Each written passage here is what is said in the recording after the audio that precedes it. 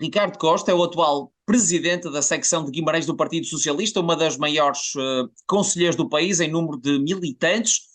O antigo vereador da Câmara Municipal de Guimarães tomou posse em outubro do ano passado e hoje é o nosso convidado para a entrevista sobre os 49 anos da Revolução dos Cravos, o 25 de Abril, que hoje se comemora. É o convidado para a entrevista à CMC-TV, à comunidade luso-canadiana. O Ricardo Costa é um dos primeiros filhos de Abril, nasceu cerca de um ano depois desta Revolução dos Cravos. Este marco histórico, Ricardo, teve algum impacto na sua vida enquanto político? Claro, quais foram as suas grandes inspirações? Bom, muito bem. Em primeiro lugar, quero agradecer à CMTV Canadá por ter feito este convite, que muito me honra. Bom, e poder falar para uma comunidade de imigrantes como o Canadá ou para a nossa diáspora, que temos mais de 2 milhões, temos mais de 2 milhões de imigrantes na nossa diáspora, é um desafio, mas é uma responsabilidade. Bom, nascer depois da Revolução dos Cravos é uma enorme responsabilidade. E hoje, maior ainda. Maior porque nós, hoje, estamos a ver alguns partidos políticos a querer pôr em causa a liberdade. E isto é de veras importante. Nós temos que refletir sobre aquilo que está a passar em Portugal, no mundo, no Canadá e, portanto, em todos estes países, que a extrema-direita tem ganho caminho para aquilo que nunca devia acontecer. Custou tanto esta conquista de Abril que nós não devíamos, obviamente, deixar que acontecesse alguém, no fundo, coartar-nos da nossa liberdade. Isto é fundamental, nós refletimos sobre isto. E, obviamente, que é uma responsabilidade acrescida ser filho de Abril. E, portanto, é uma responsabilidade acrescida porque o meu pai, a minha mãe, os meus tios lutaram por esta liberdade. Portanto, se lutaram, muitos morreram para que nós hoje possamos estar aqui a falar, pudéssemos falar livremente daquilo que nos apetece dizer, obviamente com responsabilidade, com respeito, mas é fundamental nós percebermos que foi muito duro para chegarmos aqui e, portanto, as minhas inspirações obviamente não podem deixar de ser Mário Soares, foi o pai, neste momento, um dos pais destes 50 anos também do Partido Socialista, portanto, permita-me que assim o diga, e, portanto, em 1973, neste momento, o Partido Socialista comemora 50 anos, e, portanto, o Mário Soares foi o nosso pai socialista, se assim quisermos, e, portanto, todos nós socialistas temos que ter, obviamente, este respeito por Mário Soares, independentemente de tudo aquilo que ele tenha feito bem ou mal, foi um homem que colocou Portugal no mundo. E isto é fundamental nós dizermos isso. E obviamente que hoje, aqui e agora, a responsabilidade ainda é muito maior para com aqueles que nós queremos deixar um país melhor, para as gerações vindouras. E isto é fundamental. Nós estamos preparados para aquilo que possa advir daí. Muito bem, Ricardo. Como citou, Mário Soares foi um dos pais da democracia, um dos pais de Abril. Também, além de Mário Soares, temos Salgueiro Maia, temos Álvaro Cunhal, Freitas do Amaral, Zeca Afonso, entre muitos outros. Muitos outros, Mas muitos outros. citou exatamente o Mário Soares, que eram outrora vangloriados como grandes figuras da comunidade portuguesa. Depois disso, a política e os políticos foram um pouco vistos, não todos, mas como um pouco os antagonistas de um povo, não passam neste momento de quase meros gestores. Para o Ricardo, o que é que deve representar um político atualmente? Bom, a política, efetivamente, como eu disse bem, vive uma crise. Vive uma crise porque eu costumo dizer que hoje em dia ser político é cadastro, não é currículo. E nós temos claramente que inverter esta situação. E só a nós compete fazer esta inversão. Mas para isso temos que colocar a política em favor da comunidade e não a política em favor dos nossos interesses individuais. E as pessoas estão cansadas de políticos que efetivamente fazem uma gestão pura e dura da sua carreira, muitas das vezes mentindo, muitas das vezes de forma demagógica, onde não dizem tudo aquilo que devem dizer às pessoas. E as pessoas estão desacreditadas da política e dos políticos. Obviamente que isto há culpados. Há culpados. E culpados somos nós todos políticos. Eu costumo dizer que quando alguém ouve falar mal dos políticos, deve de uma forma ágil e perentória defender os políticos. E vou dizer porquê. Porque nós, da forma como estamos, no fundo, a dar sequência a este estado da política atual do mundo, não é só em Portugal, é no mundo, nós estamos, no fundo, a atrair, permita-me isto que diga, os piores para a política. Porquê? Porque não é, obviamente, não é, se quisermos, não é motivador ver para a política. Desde logo por questões financeiras, que são muito mal pagos. Isso é uma questão importante, muita gente não fala, mas é importante dizer aqui as coisas, porque são muito mal pagos.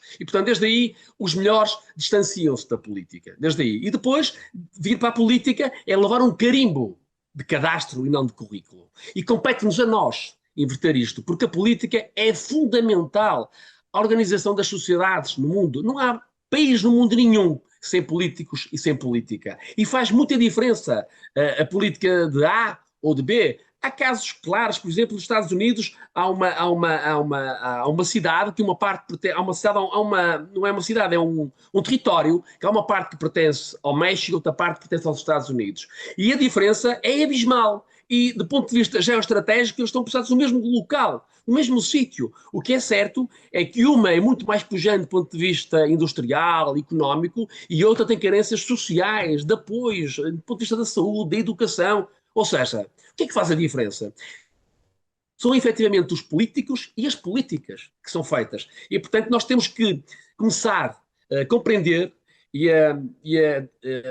a dar dimensão aos políticos e a importância de eles partilharem e poderem dar o seu contributo enquanto tal do seu conhecimento. E para isso, compete-nos a nós todos, sem exceção, introduzir este discurso, esta dialética, quando estamos a falar da política dos políticos. Obviamente que tem que haver diferenças. As pessoas têm que compreender que votar no partido A é muito diferente de votar no partido B. E para isso tem que haver uma clara evidência programática daquilo que é o posicionamento do partido político, seja ao nível para a diáspora, seja ao nível da economia, seja ao nível social, seja para a saúde. As pessoas hoje em dia muito facilmente dizem não adianta votar A ou B, são todos iguais. Ouvimos muito estas vezes, são todos iguais. Não, não são todos iguais, mas compete-nos a nós políticos mostrar essa diferença de posicionamento. O que é que nós queremos para a nossa comunidade?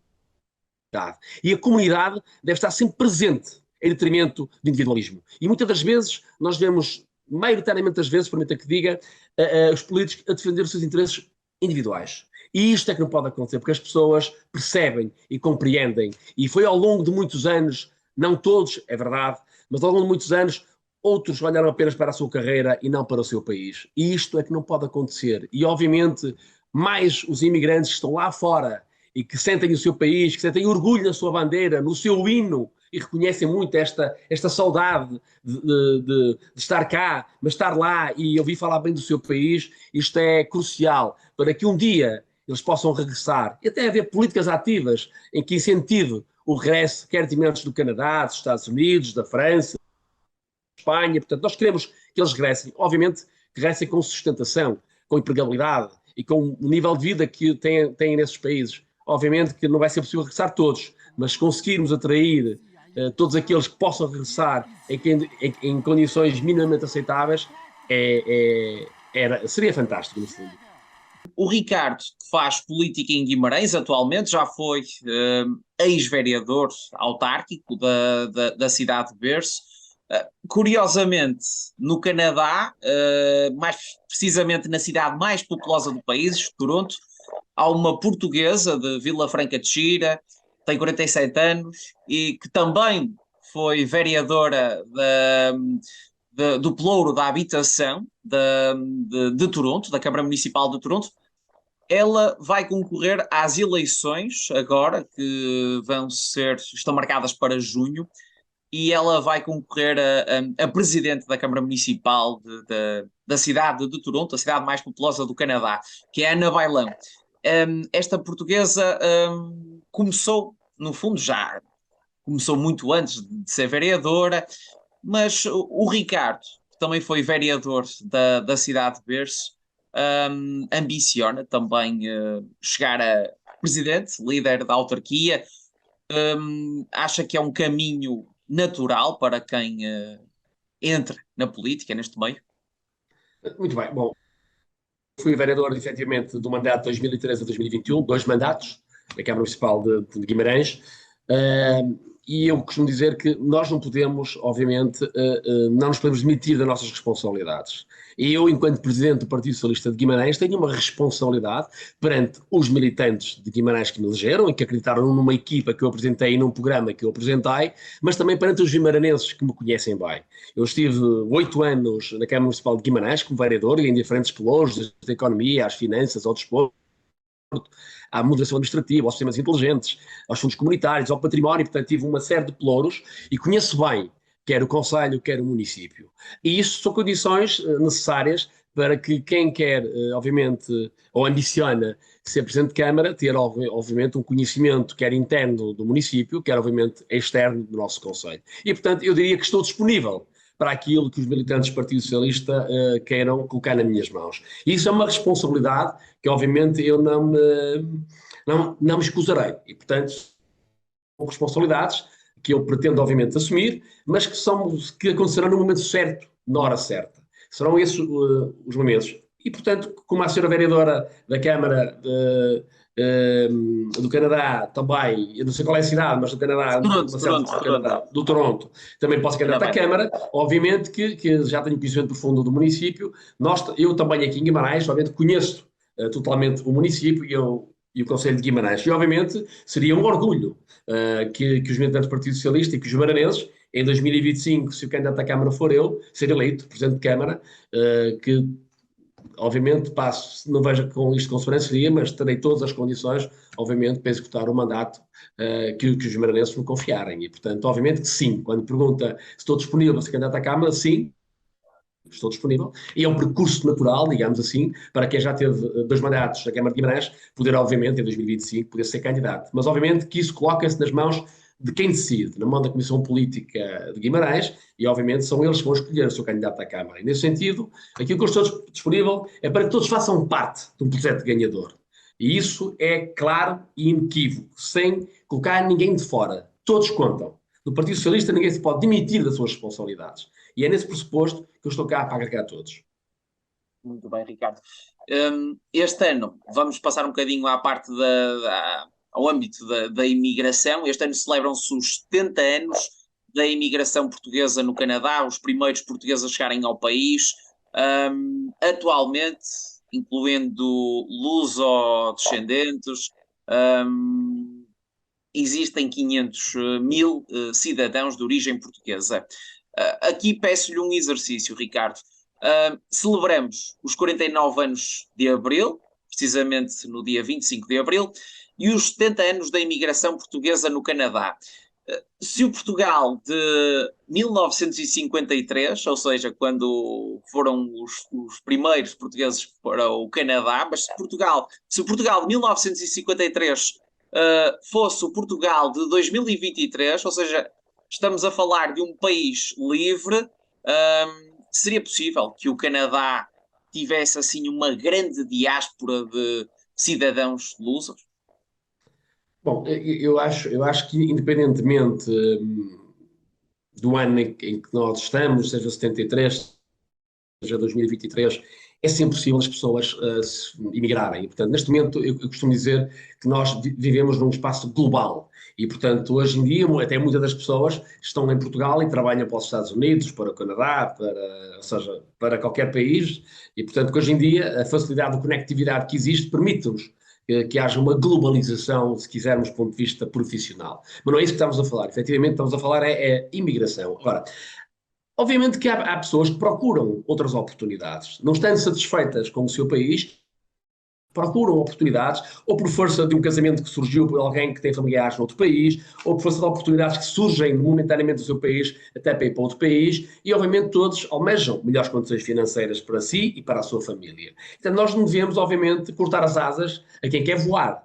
Agora, é certo que hoje em dia Portugal proporciona muito melhores condições do que proporcionava em 1953, estamos de acordo, e portanto hoje em dia Portugal já cria um nível de empregabilidade que outrora não criava. E Portugal neste momento já tem níveis de remuneração minimamente aceitáveis, outras muito boas, nem todas, é verdade, mas já consegue, obviamente, reter e fixar as pessoas em Portugal. E esse, obviamente, é o nosso desafio, é poder reter e fixar os nossos jovens, os nossos homens e mulheres, sem ter que eles emigrarem para fazer face à vida que têm. E isto é que é uma condição necessária.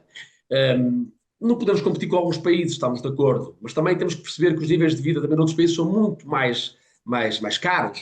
E, portanto, agora, o que nós temos de ser capazes de fazer em Portugal é de preparar um país moderno, um país mais robusto e um país com um posicionamento. O que eu tenho dito é que Portugal é um ótimo país para qualquer cliente, qualquer empresa se instalar em Portugal e comprar em Portugal. Porquê? Porque os portugueses são trabalhadores, são respeitadores, são um povo com uma cultura forte e que todos os países gostam deles, porque há uma responsabilidade acrescida pelos portugueses. E isto é uma condição importante. Mas o país, enquanto tal, Portugal, tem que ser capaz de dar um salto qualitativo deste âmbito. Ou seja, nós não podemos ser apenas um Portugal de prestações de serviços ao nível económico. Nós temos que ter um Portugal que cria marcas e patentes, que cria investigação, desenvolvimento, que tenha, obviamente, um nível de desenvolvimento tal que nos permite sermos nós a ditar algumas regras do jogo.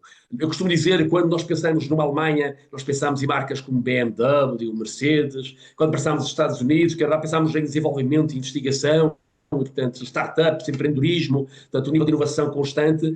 E quando pensamos em Portugal, obviamente é o turismo, que já percebemos que é uma grande alavanca, mas que percebemos que é muito frágil, basta ver uma pandemia que tudo para, e portanto isto é uma questão importante, mas Portugal tem que criar as suas próprias marcas. Nós temos indústrias fortíssimas, ao nível do têxtil, ao nível do calçado, da metalomecânica, ao nível da investigação. Temos centros de conhecimento dos melhores do mundo.